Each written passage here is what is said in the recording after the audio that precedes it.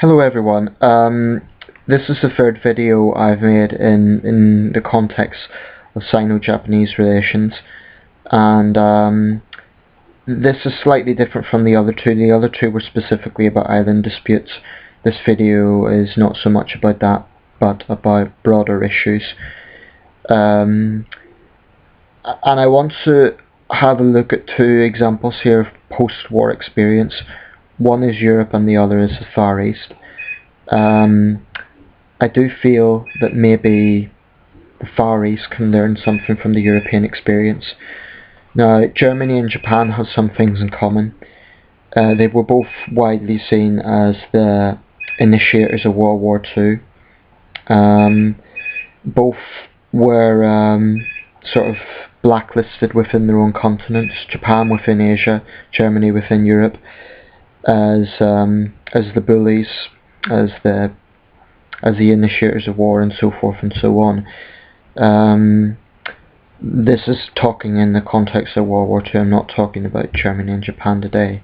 Both countries I have a lot of respect for. What I'm talking about is how the European experience showed that over 67 years now since the end of World War II, the main European belligerents all have a pretty good diplomatic relations today. Britain and Germany have an excellent relationship. Germany and France has an excellent relationship, even though Germany occupied France. Now, the Third Reich, which the ruling German dictatorship was at that time, was responsible for millions of civilian deaths, for one of the worst, possibly the worst genocide in history.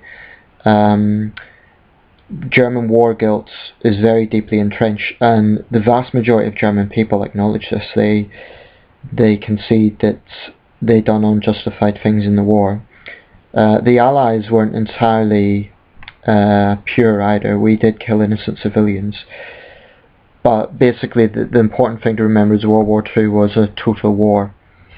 It was winner takes all. It was a total war. Now, Europe in the 1940s was utterly devastated. Millions and millions of Europeans were killed. Proportionally speaking, the European experience could easily rival the Asian experience at that time. Bearing in mind Europe's a smaller population and a smaller area, the European experience was appalling. Millions were killed, millions were displaced. Even in the UK, which had a proportionally lower death toll than some countries, 67,000 civilians were killed. So this was a total war, and it utterly devastated Europe.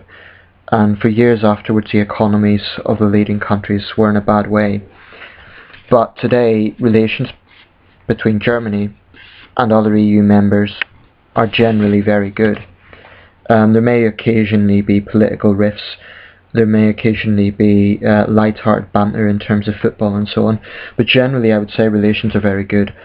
And this brings me to the Far East. Now, Japan's a major economy, China's a major economy, South Korea's a major economy. Economically speaking, each country's come a long way. China's GDP is now second largest in the world. Pro rata, it's a lot lower, but the point is, East Asia, I think, has the same potential as Europe in terms of unity, but something is holding this back. I think both sides deserve credit, actually, for making important moves. During the Sichuan earthquake in 2008 in China, a devastating earthquake with as many as 90,000 people killed, neighbouring countries were very generous. Japan especially went out of its way to try and offer humanitarian aid to China, and more recently China has reciprocated that generosity with the earthquake and tsunami in Japan. China has been generous in reciprocating that, and they've offered aid to Japan. So in that sense, relations have been, there's been important diplomatic steps, and I give credit to both sides for that. But there still remains a lot of xenophobia I feel between the two sides.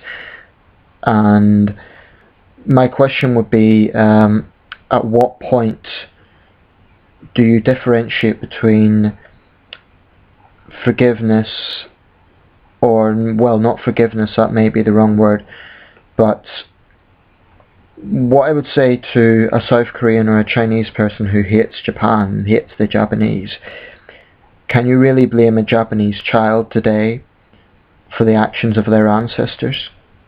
I mean, British soldiers were also victims of the Japanese, but I don't blame today's generation of Japanese for what the Imperial Japan done during the war. I think that's wrong, in the same way that I don't blame today's generation of Germans.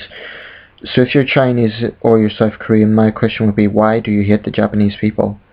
If you do. I mean, I'm not saying this is a general case, many people get on perfectly fine, but I have noticed a lot of online deep hatred on both sides, and some Japanese can be just as hostile to Chinese people. But my point is, are territorial disputes really worth hatred between two groups of people to such an extent? I can understand you criticising the opposite government. That's entirely legitimate, but to get to the point of hating people, that's, you know, we all bleed red, and I think, I know there's the ASEAN, but I don't know if Asia's really had a project comparable to the European Union, and maybe that could be foreseeable in the future. I don't know, but I would say that maybe Asia can learn something from the Far East, can learn something from the European experience. I mean, Europe was utterly devastated by World War II. Millions were killed. There was many massacres on equal scale to that which happened in Chongqing and Nanjing, which are controversial issues, so I'm not going to go deeply into the ins and outs of that, but my point is, Europe's experience was very bloody, very chaotic, and World War II was just the culmination of centuries and centuries of war. Tens of millions of Europeans died in the last millennium from countless wars. Now, Europe hasn't had a war. I mean, the European Union zone hasn't had a war, an internal war, in 60 years. Now, that's a major achievement. Whatever you think of the EU as an institution, and there is legitimate critique of it as an institution, the principle of European unity is a very good one. And maybe we need the principle of Asian unity. And I don't mean that Asian hostility to outsiders. I mean Asians working together for mutually beneficial agreements. And I'm not saying there hasn't been any steps to do that. I think there has, but there remains hostility that can be seen between China and Japan and South Korea that would not be seen in Europe.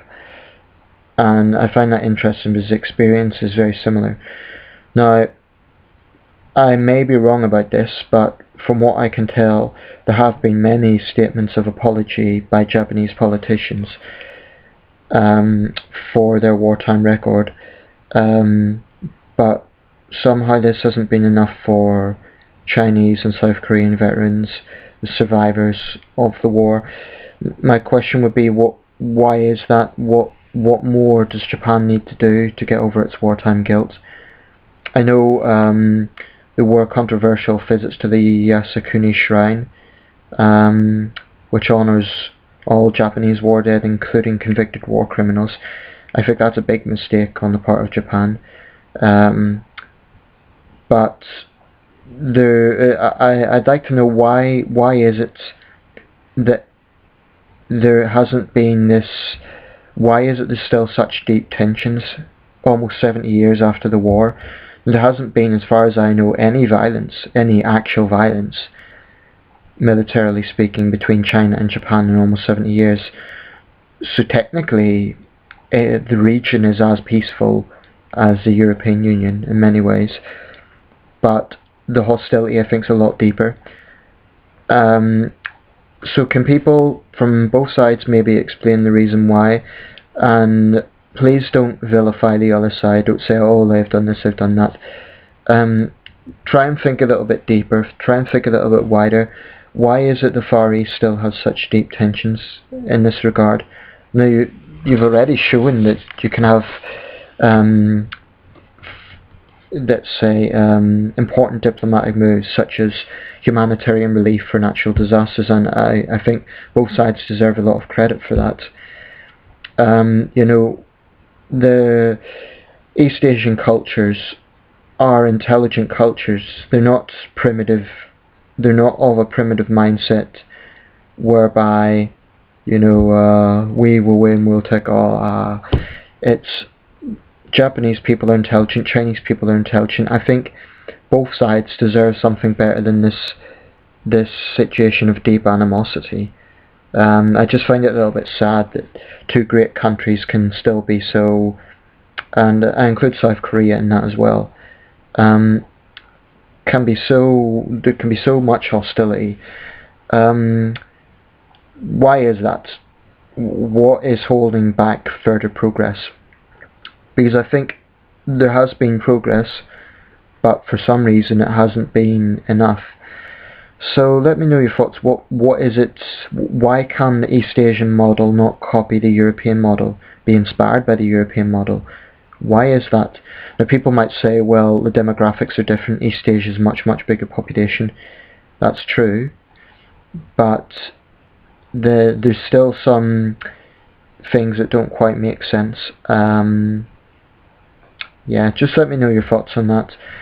Why can East Asia not replicate the European experience of creating political unity, where the idea of war between two neighbouring countries is unthinkable? I mean, do we think we can get to a point where the idea of China and Japan going to war is absolutely unthinkable? I don't think it'll happen. I hope it doesn't happen. But there's still militaristic talk. Now that would be, Germany and France may have squabbles, Britain and Germany may have squabbles, Britain and France may have squabbles, but the idea of any of those countries going to war today is utterly unthinkable. It simply would not happen. It wouldn't happen. But we can't really say that of China and Japan and South Korea, and I find that quite sad. Can anyone tell me the reason why that is? And again, please don't vilify the other side. Please don't come up with racist comments about either side. I'm just interested in your thoughts. Why is it that there's such deep animosity? And I'm not telling you what to do. I'm simply sharing my thoughts as a European and talking about our experience and how successful it's been in terms of political unity, or at least I should say in terms of peace. There was war in the former Yugoslavia, but within the Eurozone, within the EU area, we haven't had a war in over 60 years between nation states, and to me that's fantastic. That's a great sign of human progress. So let me know your thoughts on that. Why can East Asia not replicate the European experience? Okay,